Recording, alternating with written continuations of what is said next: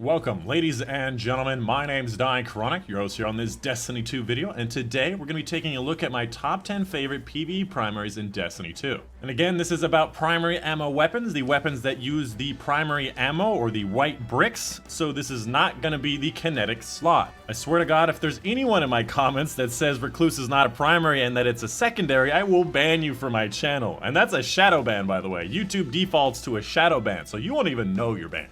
I'm sorry, it's just become a running joke at this point, and it's really funny. Throughout most of this video, you'll be seeing a spreadsheet, which is actually a completely public spreadsheet. It's a beautiful, dark theme, color-coded links, catalyst information, all perk recommendations for all of the weapons I'll be talking about in this video, nearly 100 of these weapons. And if you wanted to get your hands on this spreadsheet, it's actually fully public and free for you guys to use. All you have to do is head over to my Discord server, which can be found linked in the description down below, and then go to the channel called #YouTube Twitch, and around the date that this video has released, you'll be able to find a link to the spreadsheet. Moving on, let's go ahead and get into these spreadsheets. Before we get started, I just want to mention a couple things that have changed. First of all, there's a couple of items here that I was not able to put the pictures in for. It literally took me like 5 hours to get like most of the new weapon pictures in. I don't know why. Google Spreadsheets is having a big problem putting these pictures, most likely just because I have so much stuff going on in a lot of these sheets. Second thing is I have in fact removed a lot of weapons from the last time you saw it. If you wanted to see those weapons, the tabs at the bottom or the top, depending on what platform you are, you can actually navigate to some of the older spreadsheets and still see those weapons, but I reduced the amount of weapons in the newer ones so that it lags less, and by God, this thing lags a lot. Once you have it loaded up, then it's all fast and nice, but when you first load it up, it does take a while to load. But do not worry, all of the exotics are still here, so if you wanted to know what the catalysts were and all that stuff, it is still here for you guys, and that is something that I'm going to keep because that's a really important resource. Without further ado, let's go ahead and get started with the spreadsheet section. Obviously, if all you cared about was the top 10, you can obviously see the best in classes, the honorable mentions, and of course the ranked items as I rank them. If that's all you cared about, here you go. This is my top 10, obviously Recluse being at number 1, but throughout most of this video, for the rest of this video, we're going to be talking about the reasons why. We're going to be talking about why scout rifles are not part of the meta, why SMGs, only the Recluse seems to be shining through all of them, why, in my opinion, the hand cannon seems to be the best archetype, and all of the other things address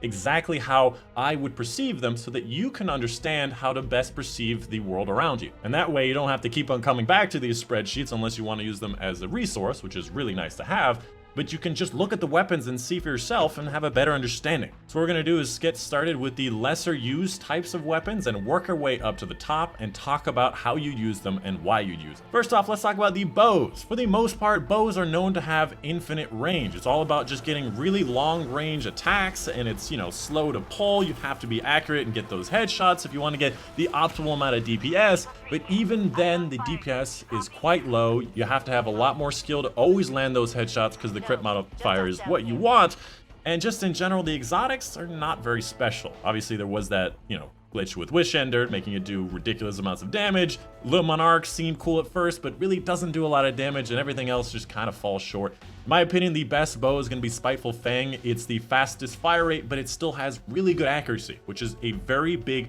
and important thing when it comes to bows. If you have low accuracy, like the Arsenic Bite, you're not going to always hit your target, but Spiteful is a lightweight, fastest fire rate, and it's accurate. As for the only grenade launcher in the game, we have the Fighting Lion, the only primary ammo grenade launcher. Quite useful if you need to get some grenade launcher bounties done because it uses primary ammo, and sometimes is kind of fun. Oftentimes the wombo combo is using a Fighting Lion, switching to another gun like a hand cannon, and finishing off the target, thus proccing the perk here, Thin Herd. But outside of that, it doesn't really have that much oomph, and it's not really worth a lot of your time. Next up, let's talk about these scout rifles. Now, the scout rifles were the meta at one point in year 1 of Destiny 2 when we had 2 primary ammo weapons instead of any special ammos. Scout rifles actually had a place, and they did pretty well because you wanted a long range option and a close range option. So you usually went with like Better Devils plus Monodon, so you can handle lots of different ranges. But ever since the advent of special ammo weapons that do a lot better DPS at close range, and with the sniper rifles do a lot better DPS at long range, you don't need to have a scout rifle. You might as well just have, you know, a primary that can handle like close to mid range, and then just have a special that handles all the damage or long range that you need. So Scout Rifles at the current moment don't fit anywhere in the meta because they do less DPS than all of their other primary weapon counterparts, and honestly don't really need that much range that often in PvE. And if you did, you could just bring a sniper rifle, which currently has some of the highest DPSs in the game. I would say my favorite Scout Rifles are definitely going to be the Oxygen SR3 or the Night Watch, two different archetypes at 180 and 200. The 180 being able to reach out to much farther ranges, very useful in my opinion in Gambit, Gambit Prime, being able to actually invade and anti-invade quite well,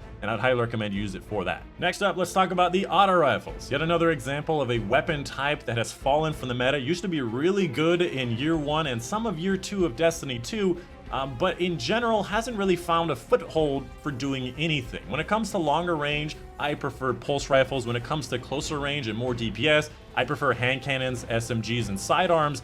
And auto rifles are somewhere in between where they don't reach far enough, they don't do enough DPS, and just in general haven't found a place in the meta. That being said, they are decently easy to use, and that is currently the place for people that are somewhat new to the game or like a bit more of a steady weapon. On top of that, there was a buff to Breakneck in the last update, literally last Tuesday. They made it so the Rampage Stack 1 and 2 did more damage, which was the biggest complaint that I had about Breakneck, is it only really was a good weapon once it got to Rampage Stack ×3 with Onslaught ×3, meaning that it could do some pretty impressive DPSs, especially for an auto rifle, but in the higher level activities, you're not going to be just getting kills like that so easily. You need to have those stacks and then start mowing into those hard enemies. With this patch, it made it a lot more usable in that respect, and definitely has earned a 7th place on my top 10 at, honestly, row number 7. That's kismet right there, I just noticed. Outside of that, my favorite auto rifles are definitely going to be Tiger Spite, Ringing Nail. They're the Kinetic and Energy slot, great perk options, great availability, and I highly recommend them. Next up, let's talk about the Pulse Rifles. Now, the Pulse Rifles, in my opinion, are going to be the most comfortable weapon type for PvE. And by comfortable, I mean the easiest to use in the most scenarios. In my opinion,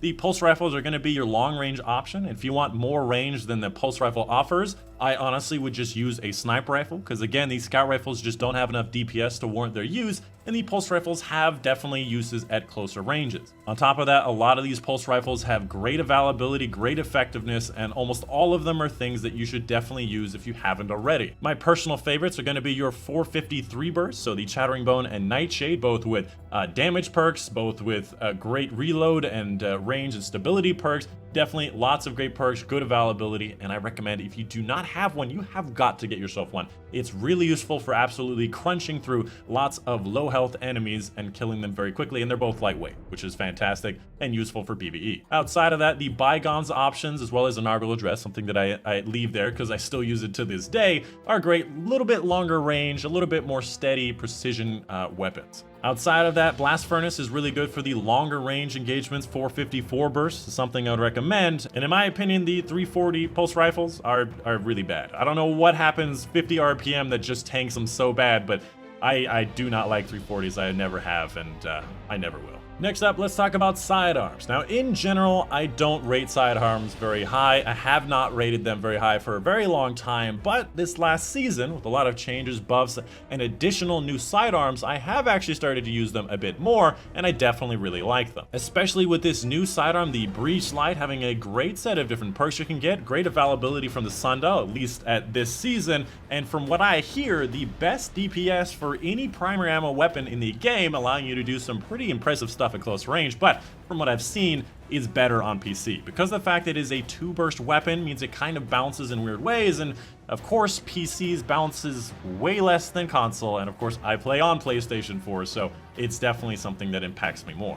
The way I like to think of sidearms is they're kind of like hand cannons with a bit more damage, a bit more fire rate, but definitely a lot less range. Range important for locking onto a target at longer than that particular range, as well as being able to do damage over that range.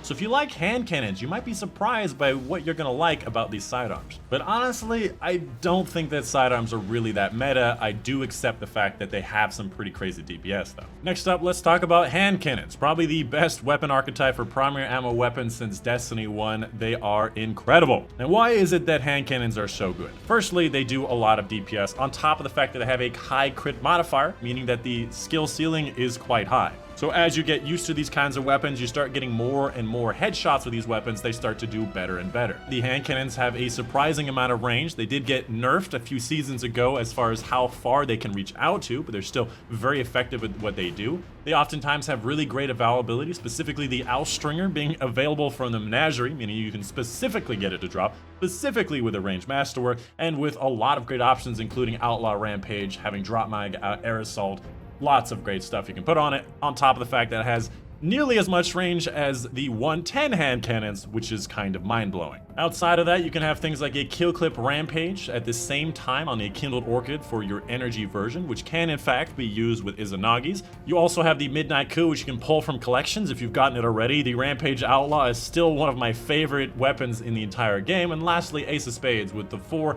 god perks in the game with nearly maxed out range. You have things like Dragonfly, faster reloading after getting a headshot kill, seeing your radar while aiming down sights, being able to get momentum mori kill clip damage, all amazing weapons. I have actually moved Ace of Spades down the rank a little bit because of the fact that Izanagi is starting to get some steam, but all fantastic weapons that you definitely should use more often. And lastly, let's talk about the SMGs, which house the top weapon in the game, in my opinion. I still think the hand cannons in general have a lot more top ranked spots, but the Recluse is definitely one of those weapons that has separated a god amongst mere mortals kind of thing, with the Huckleberry being in nice 10th place. Now, why is it that the Recluse is set aside and is number 1 when everything around it isn't even close? Firstly, yes, it did actually get nerfed last season, making it so it did not do headshot damage no matter where you shot an enemy on the body, which was the best part because lightweight frame SMGs have a higher crit modifier than their adaptive frame similar RPM counterparts, meaning that they can do more DPS if they are landing their headshots, and Recluse doing only headshots once you get Master of Arms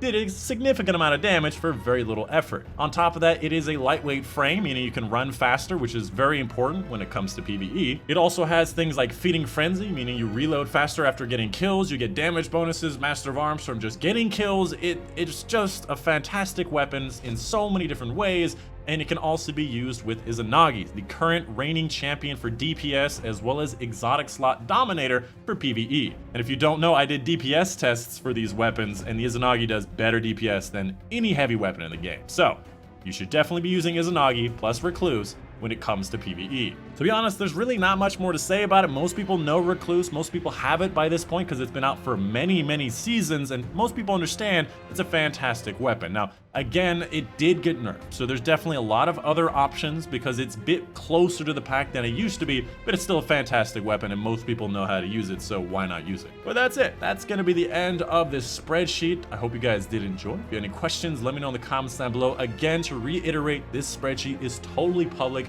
and available for you to use, has all the recommendations for the different perk options in the different columns, has all of the exotic armor stuff if you wanted to know how to get a certain ritual weapon, or you wanted to know how to do a certain exotic quest, or you wanted to know what a certain catalyst did or where to get it, how to unlock it, you wanted to know what all the colors meant. It's all here color coded. You got sources all listed here, extra information about weapon frames, nodes, tips, tricks, amazing awesomeness. It's all here. I love my spreadsheets, and I know a lot of you guys do too. So go use your spreadsheets, go use the weapons that I recommended, and go have some fun playing some Destiny 2. But that's it. Hope you guys did enjoy. Cute gopher picture at the end of the video. Why? First thing to come to mind. And I will see you guys on the next one.